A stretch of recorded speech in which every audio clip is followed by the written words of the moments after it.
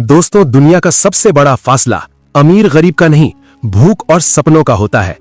आज की कहानी एक ऐसे लड़के की है जिसके पास स्कूल का बैग नहीं, जूते नहीं, 2 वक्त की रोटी भी मुश्किल से मिलती थी। फिर भी उसने भारत के सबसे बड़े गणित प्रोफेसर को घुटने टेकने पर मजबूर कर दिया। जो सवाल टीचर को सॉल्व करने में 20 साल लगे, मैं ये सॉल्व नहीं कर पाऊंगी। उसी सवाल को कचरा बिनने वाला सूरज सिर्फ 1 मिनट में सॉल्व कर गया। आइए देखते हैं उसने ये कैसे किया। सुबह की धूप अभी ठीक से निकली भी नहीं थी कि शहर के सबसे फेमस और महंगे आर्यभट्ट इंटरनेशनल स्कूल के गेट पर हलचल शुरू हो गई। ये स्कूल रईसों के बच्चों के लिए था, जहां टैलेंट से ज्यादा पैसों के दम पर एडमिशन मिलता था। बड़ी बड़ी गाड़ियां रुक रही थीं और एसी कारों से बच्चे उतर रहे थे। उनके कपड़े चमक रहे थे, उनके जूतों पर धूल का एक कण भी नहीं था। लेकिन इसी चमक दमक से दूर स्कूल की दीवार के ठीक बाहर कूड़े के ढेर के पास एक 12 साल का लड़का खड़ा था। उसका नाम था सूरज। सूरज का हुलिया ऐसा था कि लोग उसे देखकर मुंह बना लेते थे। उसके कपड़े गंदे थे, शर्ट के बटन टूटे हुए थे और पैरों में अलग अलग रंग की हवाई चप्पलें थीं, जो शायद उसे किसी कचरे के डिब्बे में मिली होंगी। उसके कंधे पर प्लास्टिक का एक बड़ा सा बोरा लटक रहा था। लेकिन अगर आप ध्यान से सूरज की आंखों में देखते तो वहां आपको भूख नहीं, एक अजीब सी चमक दिखाई देती। सूरज कचरा बीनता था, लेकिन उसका ध्यान प्लास्टिक की बोतलों पर कम और स्कूल के अंदर से आने वाली आवाजों पर ज्यादा रहता था। उसे कूड़े के डिब्बों में ज्यामिति के शेप्स दिखते थे। उसे गाड़ियों के नंबर प्लेट्स में मैथ्स के पैटर्न नजर आते थे। वो कभी स्कूल नहीं गया था, लेकिन ऊपर वाले ने उसे एक ऐसा दिमाग दिया था जो कैलकुलेटर से भी तेज चलता था। आज स्कूल में माहौल कुछ अलग था। 12वीं क्लास में सन्नाटा छाया हुआ था। क्लास में प्रोफेसर दिग्विजय सिंह आए। दिग्विजय सर शहर के सबसे सख्त मैथ्स टीचर माने जाते थे। उनके बारे में कहा जाता था कि उनके सवाल बच्चों के पसीने ही नहीं, जान भी निकाल देते हैं। दिग्विजय सर आज बहुत गुस्से में लग रहे थे। उन्होंने हाथ में पकड़े डस्टर को जोर से टेबल पर पटका। धूल, वो चिल्लाए, तुम सबके दिमाग में धूल भरी है। तुम्हें लगता है कि तुम्हारे पापा के पैसे तुम्हें पास करवा देंगे? गणित बाजार में मिलने वाली सब्जी नहीं है जिसे पैसों से खरीदा जा सके। ये मेहनत मांगती है। पूरी क्लास डरी हुई थी। दिग्विजय सर ने चौक उठाई और ब्लैक बोर्ड की तरफ मुड़े। उन्होंने बोर्ड पर एक सवाल लिखना शुरू किया। ये कोई आम सवाल नहीं था। ये फर्मैट्स लास्ट थ्योरम और क्वांटम मैथ्स का एक ऐसा उलझा हुआ सवाल था जिसे देखकर अच्छे अच्छे प्रोफेसर्स के हाथ कांप जाएं। बोर्ड पर अजीबो गरीब निशान और नंबर भर गए। 10 मिनट तक वो लिखते रहे। जब वो पीछे मुड़े तो उनकी आंखों में एक चैलेंज था। ये सवाल, उन्होंने भारी आवाज में कहा, मैंने अपनी जवानी के 15 साल इसे हल करने में लगा दिए। ये आज भी अधूरा है। मैंने इसे दी इम्पॉसिबल इक्वेशन नाम दिया है। मैं तुम अमीर बच्चों को खुली चुनौती देता हूं। तुम्हारे पास इंटरनेट है, ट्यूटर्स हैं, दुनिया भर की किताबें हैं। अगर कल सुबह तक किसी ने इसका सही जवाब निकाल दिया तो मैं अपनी टीचिंग की नौकरी छोड़ दूंगा और उस स्टूडेंट को अपनी सोने की घड़ी इनाम में दूंगा।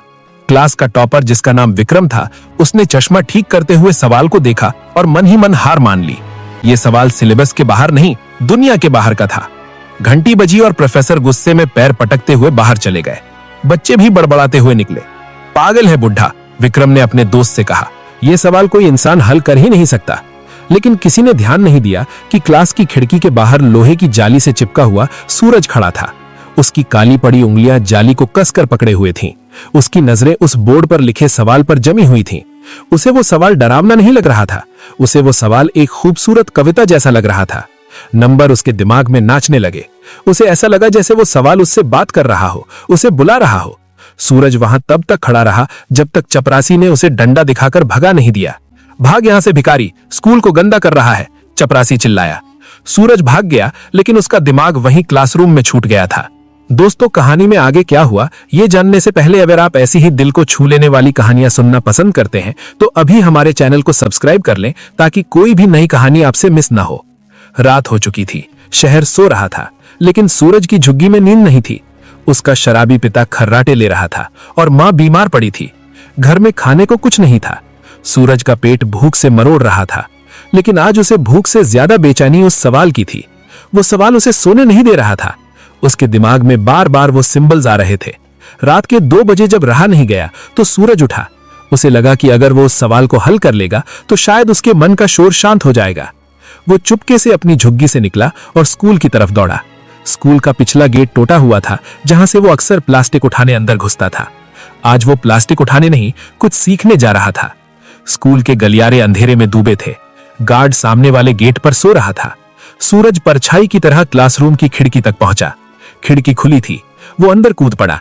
क्लास में घुप्पा अंधेरा था, बस बाहर स्ट्रीट लाइट की हल्की रोशनी आ रही थी जो सीधे ब्लैक बोर्ड पर पड़ रही थी। बोर्ड पर वो सवाल अभी भी वैसे ही लिखा हुआ था जैसे कोई भूत मुंह खोले खड़ा हो। सूरज धीरे धीरे आगे बढ़ा, उसके पैर कांप रहे थे। डर इस बात का नहीं था कि वो पकड़ा जाएगा, डर ये था कि क्या वो इसे कर पाएगा। उसने टीचर की मेज से एक चौक का टुकड़ा उठाया। वो चौक उसके खुरदरे गंदे हाथों में अजीब लग रही थी। उसने लिखना शुरू किया। खट खट, सन्नाटे में चौक की आवाज गूंजने लगी। पहले वो धीमा था, लेकिन जैसे जैसे सवाल सुलझता गया उसकी रफ्तार बढ़ती गई। सूरज भूल गया कि वो भूखा है, वो भूल गया कि वो एक कचरा बीनने वाला है। इस वक्त वो सिर्फ एक गणितज्ञ था। उसके दिमाग में कायनात के सारे ताले खुल रहे थे। उसे वो रास्ता मिल गया था जो प्रोफेसर दिग्विजय को 15 साल में नहीं मिला। पसीने से भीगा, धूल में सना सूरज 3 घंटे तक लगातार लिखता रहा। पूरा बोर्ड भर गया और अंत में उसने एक बॉक्स बनाया और उसमें जवाब लिखा 0। इतना बड़ा तूफान और जवाब सिर्फ 0। सूरज पीछे हटा। उसने बोर्ड को देखा और उसके चेहरे पर एक ऐसी मुस्कान आई जो शायद उसे पेट भर खाना खाने पर भी ना मिलती। उसने चौक रखी, खिड़की से कूदा और रात के अंधेरे में अपनी दुनिया कूड़े के ढेर की तरफ वापस चला गया। अगली सुबह 8 बजे प्रोफेसर दिग्विजय क्लास में आए। उनका मूड कल से भी ज्यादा खराब था। हाँ भाई, किसी ने कोशिश की? उन्होंने ताना मारते हुए पूछा। पूरी क्लास शांत थी। विक्रम खड़ा हुआ। सर, हमने गूगल पर भी चेक किया, ऐसा सवाल कहीं नहीं है, ये गलत सवाल है। प्रोफेसर हंसने ही वाले थे कि उनकी नजर बोर्ड पर पड़ी। उनका हाथ कांपने लगा। वो धीरे धीरे जैसे किसी जादू के असर में हो बोर्ड की तरफ बढ़े। क्लास के बच्चे हैरान थे। सर, क्या देख रहे हैं? प्रोफेसर बोर्ड के बिल्कुल करीब गए। उन्होंने चश्मा उतारा, पोंछा और फिर पहना। स्टेप 4, ये तरीका। हे भगवान, स्टेप 12, यहां तो इसने समय को ही बदल दिया। प्रोफेसर बड़बड़ा रहे थे। उनकी आंखों से अविश्वास के आंसू बहने लगे। ये नामुमकिन है, ये बिल्कुल सही है, ये परफेक्ट है। वो अचानक पलटे और चिल्लाए, किसने किया ये? झूठ मत बोलना। तुम में से किसकी इतनी हिम्मत है जो मेरे 15 साल की मेहनत को एक रात में सुलझा दे? क्लास में सन्नाटा था। विक्रम बोला, सर, हम कसम खाते हैं, कल शाम को जब हम गए थे तो बोर्ड खाली था, रात में क्लास बंद थी। प्रोफेसर ने अपना सिर पकड़ लिया। कोई तो आया था, कोई ऐसा जिसका दिमाग आइंस्टीन जैसा है। ये लिखाई देखो इसे, ये किसी सधे हुए स्टूडेंट की नहीं है, ये किसी आजाद हाथ की लिखावट है।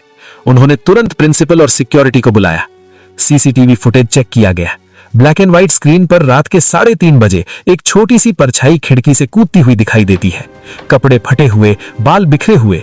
वो लड़का बोर्ड के पास जाता है और पागलों की तरह लिखने लगता है। प्रिंसिपल ने फुटेज को जूम किया। अरे, ये तो वही कचरा बीनने वाला लड़का है जो कल गेट पर खड़ा था। प्रिंसिपल ने मुंह बनाते हुए कहा, गार्ड, जाओ पकड़ कर लाओ उसे, जरूर चोरी करने आया होगा और बोर्ड खराब कर दिया। रुको, प्रोफेसर दिग्विजय जोर से बोले।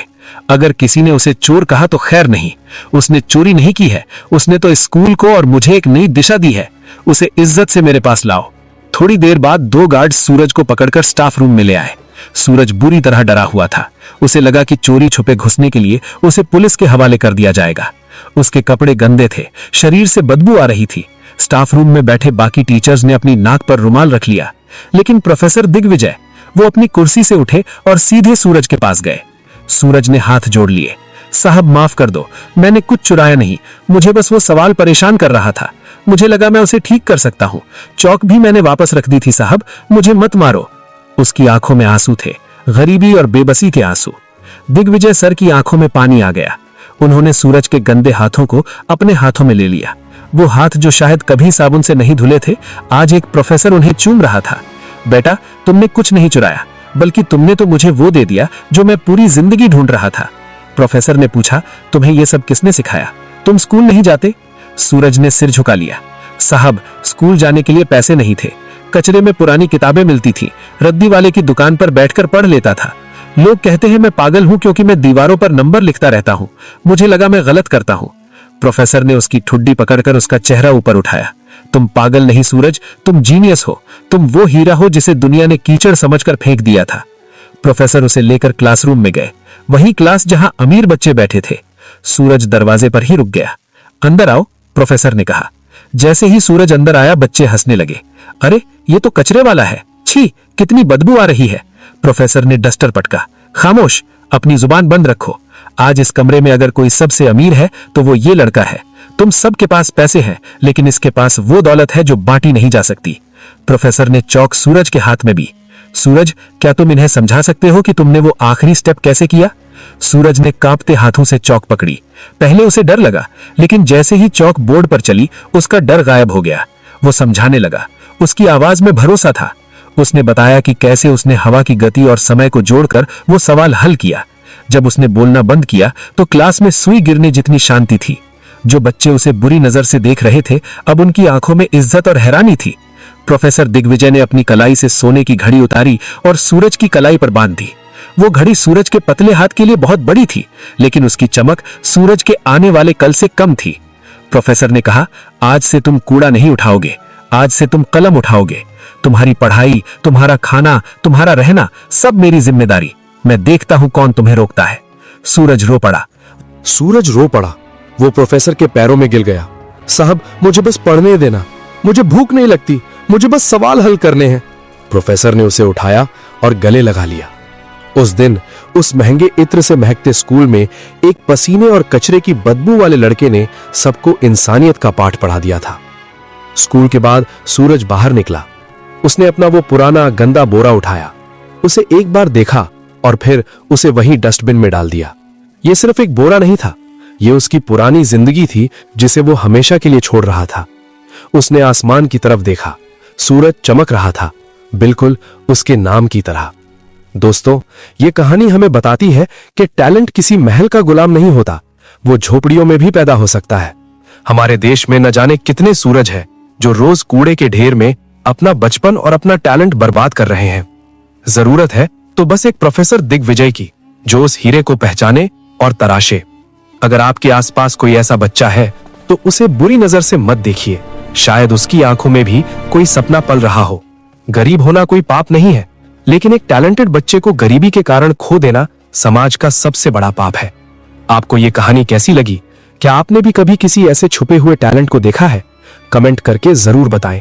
और अगर इस कहानी ने आपकी आंखों में आंसू ला दिए हो तो इसे लाइक और शेयर जरूर करें। याद रखिए, असली अमीर वो नहीं जिसके पास नोट है, असली अमीर वो है जिसके पास ज्ञान है।